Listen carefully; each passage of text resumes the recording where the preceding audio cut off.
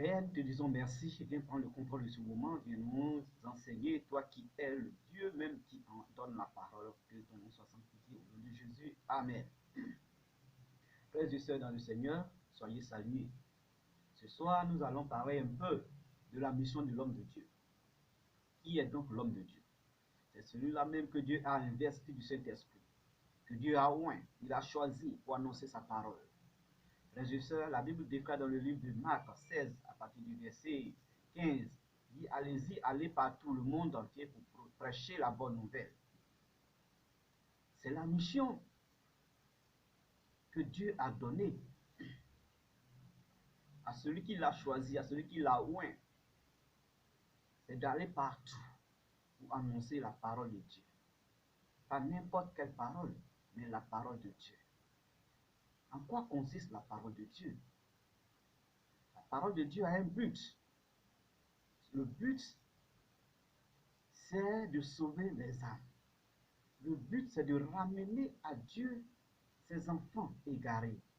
Le but, c'est de convaincre tous ceux qui ont une vision opposée afin de croire que Christ est Seigneur et qu'ils puissent l'accepter comme conséquence d'être sauvés. Donc c'est ça, l'essence même de la parole que nous devons annoncer. C'est d'annoncer Christ au monde entier. C'est de faire la promotion de Christ. La vie éternelle dit que Christ est la lumière, Christ est vie, afin que quiconque croit en lui ne périsse pas, mais qui est la vie éternelle, que seul Christ peut sauver. C'est cela l'essence même de toute parole que nous devons annoncer.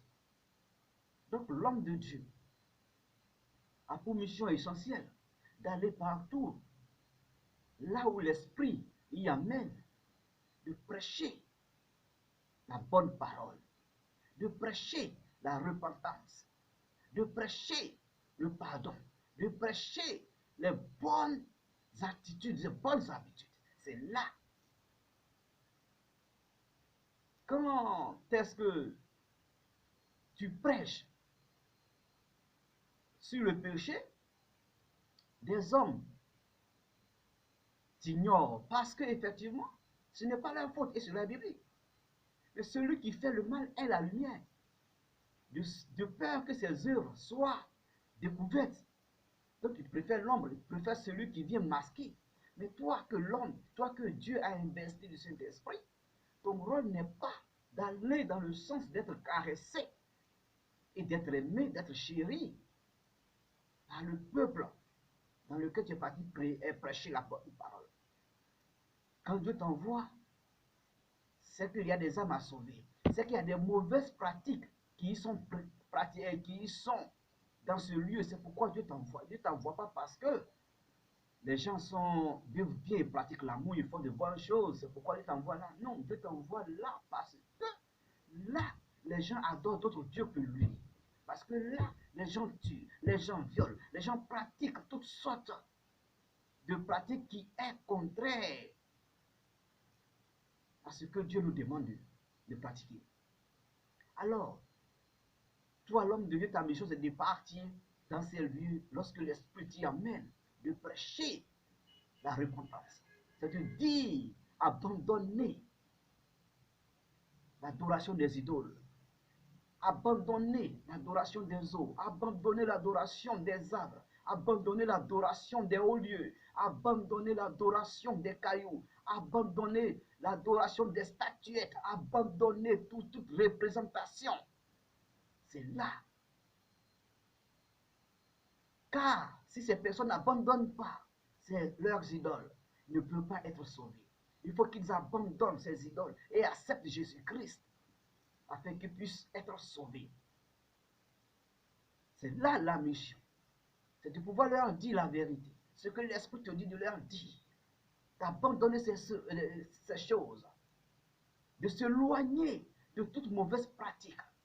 Pouvant les conduire en enfer. Car Dieu, l'objectif de Dieu, ce n'est pas que ces personnes puissent demeurer dans leur mauvaise pratique et être à la fin de toute chose,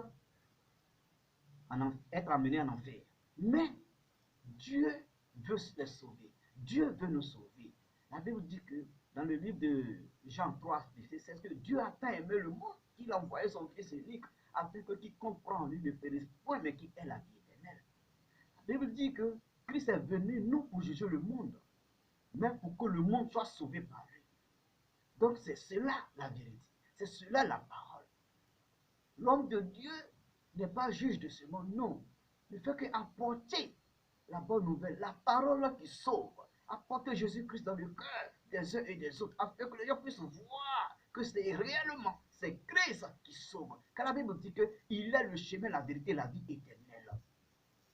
Celui qui croit en lui vivra éternellement.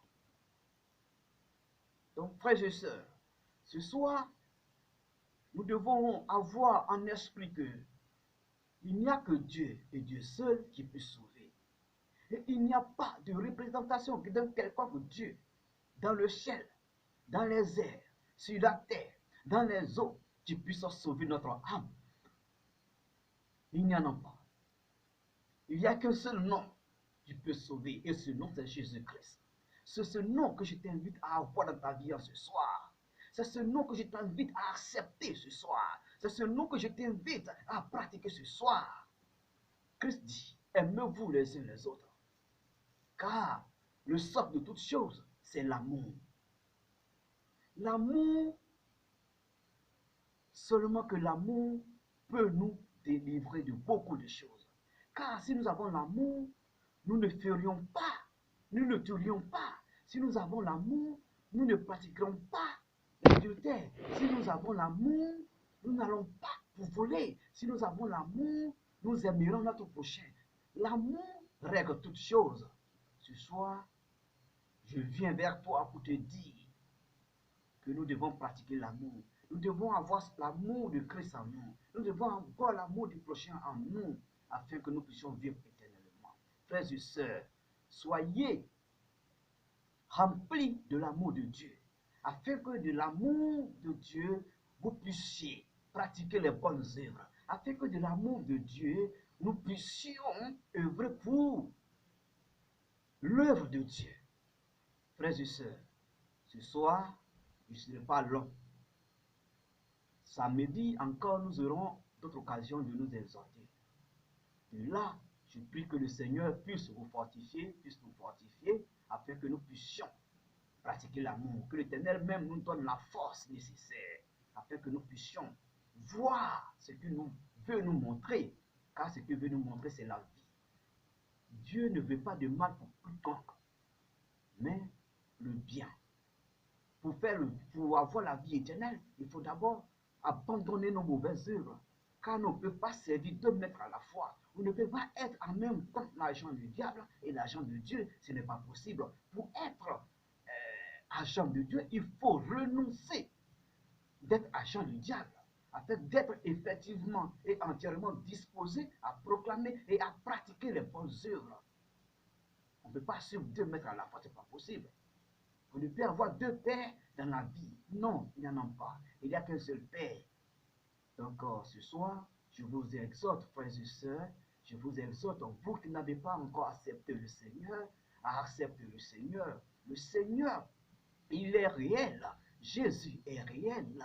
Oui, sa parole est réelle, sa parole est vie. Expérimentez Christ et vous verrez sa gloire dans vos vies. Car il a dit, ne t'ai-je pas dit que si tu crois, tu verras la grâce de Dieu se manifester dans ta vie, frères et sœurs. Il ne sert à rien de s'arrêter là et de penser, de cogiter, de venir philosopher pour dire quoi que ce soit, mais il s'agit ici de venir expérimenter le Christ. Expérimente-le et toi seul dans ta vie, tu viendras rendre gloire parce que l'Éternel est vie. Ce qu'il dit, il promet, il le réalise. Ce qu'il promet, il le fait. Ce qu'il promet, il accomplit afin que quiconque croit en lui ne périsse point. Frères et sœurs, je vous invite à accepter le Seigneur ce soir. Je vous invite à vous éloigner de toute œuvre qui peut vous empêcher d'avoir Christ dans votre vie. Je vous prêche la bonne nouvelle en ce soir pour vous dire les idiomes ne sauvent pas. Les fétiches ne sauvent pas. L'adoration des marigots ne sauve pas. L'adoration des rivières ne sauve pas. L'adoration des cieux ne sauve pas. L'adoration des montagnes ne sauve pas. Oui, il n'y a que Jésus seul qui peut sauver.